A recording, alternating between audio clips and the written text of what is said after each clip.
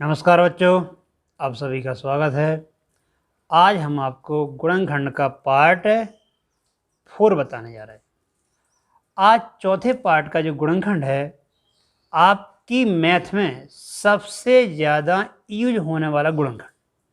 आप किसी भी क्लास में हो, आप कभी भी कैलकुलेशन कर रहे हो, जो गुणनखंड आपको सबसे ज़्यादा टकराएगा या बार बार करने को आएगा, वो ये चौथे टाइप का गुणनखंड है। ठीक है, बहुत ही महत्वपूर्ण है।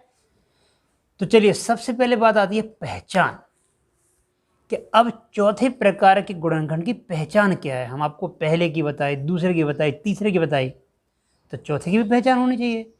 यदि पहचान नहीं कर पाएंगे तो हम गुणनखंड करेंगे कैसे? तो इसकी पहचान ये है, इसमें लास्ट वाली संख्या पहले क्या लगेगा? प्लस। ये कंपलसरी चीज़ बता दी हमने कि जब लास्ट वाली संख्या के पहले क्या हो? प्लस। यहाँ पर प्लस भी हो सकता है, माइनस भी हो सकता है, इससे आपको मतलब नहीं है, ये कोई निश्चित नहीं रहेगा।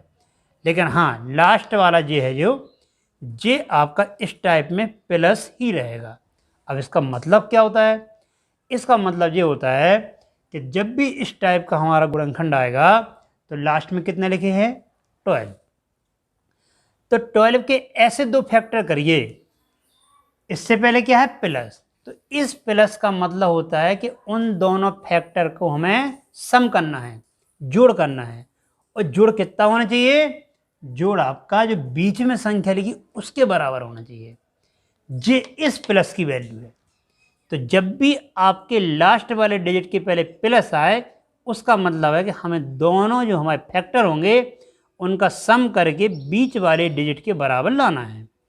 तो चलिए, 12 के ऐसे दो गुणनखंड करो या फैक्टर करो जिनका सम 8 आ जाए। सोचो क्या हो सकते हैं? 6 2 या 12, और 6 2 कितने हुए? 8। टेबल है, हम पहचान सकते हैं। ठीक है, तो कौन से आपके दो फैक्टर आएगा? 6 और 2। उन दोनों का देखिए सम कितना हो रहा है? उन दोनों का सम 8 हो रहा है। अब चलिए हम करके बताते हैं कि सॉल्व हमें कैसे करना है। एक्स स्क्वायर प्लस जे वाला लिख दीजिए एक्स। और अभी हमने दो फैक्टर सोचे थे। कौन कौन सोचे थे? एक 6 और एक 2। 6 2 या 12, और 6 और 2 कितने हो गए? बीच वाले डिजिट के बराबर 8 हो रहा है। तो वही एक 6 और एक 2, इनको सम के रूप में ऐसे लिख दिया। तो क्या अंतर है? जो 8 था वो हट गया, 8 की जगह पर आपका 6 + 2 आ गया। देखिए इन दोनों का टोटल भी कितना होता है? 8। बात बराबर है, रूप बदल गया है। ठीक, अब बताइए, ब्रैकेट के आगे x लगाया तो इस x का क्या होगा? अंदर मल्टीप्लाई होगा, गुणा होगा। करें, एक्स स्क्वायर प्लस के 6x प्लस के 2x प्लस के 12 कर दिया। x का हमने 6 में और 2 में मल्टीप्लाई कर दिया। अब यहाँ पे आ गए हम फैक्टर नंबर 2, जहाँ पे 4 टर्म्स दिए हैं, 2 2 ग्रुप में डिवाइड करके हम कॉमन ले लेंगे। चलिए यहाँ पर देखिए कॉमन क्या आ रहा है? x। x कॉमन आया, डिवाइड करेंगे, x बचा, x से x कटे कितने आ गए? 6 प्लस यहाँ पे कॉमन क्या आ जाएगा? 2। तो 2 से 2 कटेगा, कितने आ गए? x, और 2 6 या 12। और इस टाइप की गुणनखंड की पहचान क्या होती थी?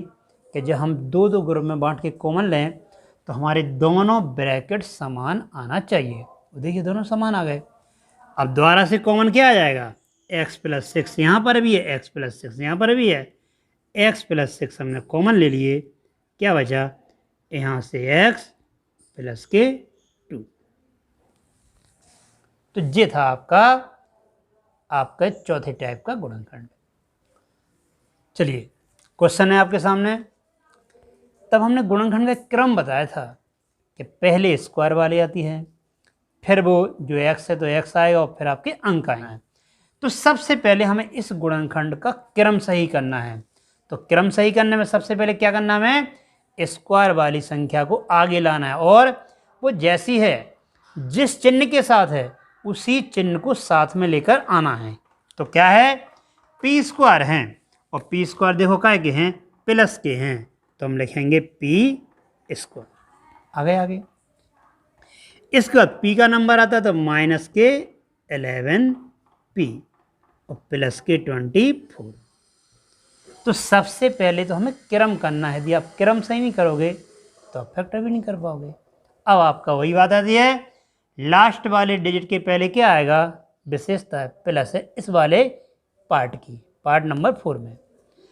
अब 24 के ऐसे दो फैक्टर करो। कैसे दो फैक्टर करो कि जिनका सम 11 हो जाए। सोचो, दिमाग लगाइए, टेबल सोचिए फटाफट। सोच लिया तो क्या हुआ, 8 3 जा 24 और 8 और 3 कितने हुआ 11। तो टेबल की सहायता से हम पता कर लेते हैं। तो कौन कौन होगा, एक 8 और एक 3। चलिए कैसे करना है, p², बिल्कुल जैसा चिन्ह लगा दीजिए। ये p लिख दिया, 8 + के 3 + के 24, दे 11 की जगह पर 8 + के 3, बस बराबर 11 ही हो रहा है। ठीक, अब ब्रैकेट क्या है p, तो p का क्या होगा अंदर मल्टीप्लाई। हमने आपको मल्टीप्लाई पढ़ाए थे, ध्यान रखना है। अब ब्रैकेट के आगे माइनस है और जब भी आगे माइनस होता है तो अंदर वाला चिन्ह चेंज हो जाता है, मल्टीप्लाई होता है। ये ध्यान करना, नहीं गलती हो जाएगी। तो -8p और -3p, देख लीजिए प्लस था माइनस हो गया, माइनस होता प्लस कब, जब ब्रैकेट के आगे माइनस हो तब प्लस होता। यहाँ प्लस था, कुछ भी नहीं हुआ था।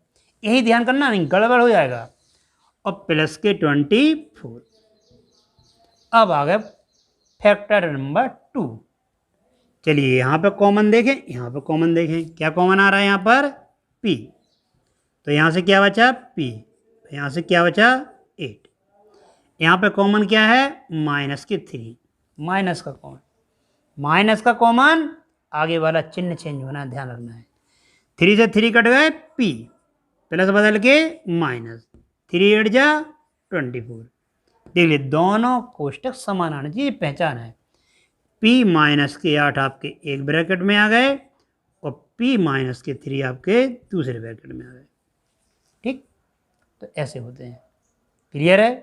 चलिए कि लास्ट वाले डिजिट के पहले क्या है आपका प्लस, मतलब 36 के ऐसे फैक्टर करो कि इस प्लस का मतलब जिनका सम कितना आ जाए, बीच वाले डिजिट के बराबर। तो बीच में कितना लिखा है देखिए 13, करिए 36 के, सोचो टेबल सोचो। तो 9 4 जा 36 और 9 और 4 कितने होते हैं 13, हो गए। तो ये आपके दो फैक्टर आ जाते हैं। चलिए अब बिल्कुल वैसे ही करना है, कोई भी पावर हो, a की पावर 4 माइनस, यहाँ पे a² लिखा है तो ज्यों करते हैं लिख दो x² और 9 + के 4, यही देख लो हो गया 13 बराबर और +36 बन गए। चलिए a की पावर 4, अब यार बताया था ब्रैकेट के आगे यदि माइनस है तो आपका अंदर वाला चिन्ह चेंज होगा, इसको हमें ध्यान रखना है। तो 9a² और प्लस बदल के -4a² और प्लस के 36 हो गया। अब वही काम करना है पार्ट नंबर 2, दो खंड में बांट के हमें फैक्टर करना है। तो यहाँ पे कितना कॉमन आ रहा है, a की पावर 4 है वो a², और क्या सिखाया कि जब दो पावर हों तो दोनों में छोटी पावर कॉमन आती है। तो क्या कॉमन आएगा a², a² कॉमन लिया, यहाँ 4 है तो अब कितने बचे a² माइनस कितने बचे 9।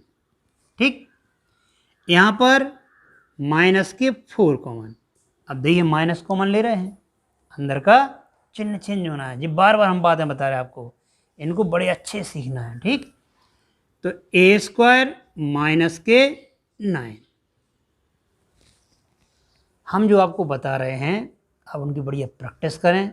विश्वास मानिए, आपको अपने आप पे भरोसा नहीं होगा, आप इतनी अच्छी मैथ कैसे सीख गए। कोशिश करिए, प्रैक्टिस करिए, बार बार लगाइए।